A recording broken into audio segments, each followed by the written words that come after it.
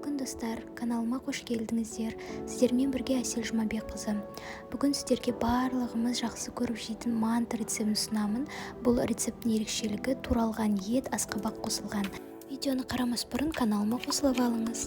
Ең алдымен салмасын дайындаймыз. Ол үшін пияз, асқабақ, картоп барлығын осындай кубик етіп тураймыз. Және әдемі майы бар етімізді осылай турап аламыз. Барлығын араластырып, татуына қарай тұз, бұрышын қосып, сұйық май қосып, бетін жауып, салқын жерге қойып қоямыз. Қамырын илейміз. Ол үшін суға сұйық май, жұмыртқа, тұз қосып араластырып алып, електен өткізілген ұнға осылай біртіндеп құйып отыру арқылы қамыр илейміз.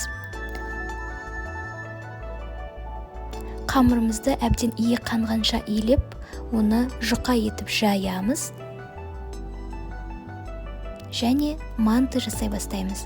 Мантыны сіз өзіңіздің қалауыңызша түйсеңіз болады. Мен осындай гүл тәрізді етіп түйдім. Дайын болған мантылардың барлығын манты варкеге орналастырып 45 минуттай пісіріп аламыз. Астарыңыз дәмді болсын. Менің рецептім ұнаса, лайк басып қолдай кетіңіздер.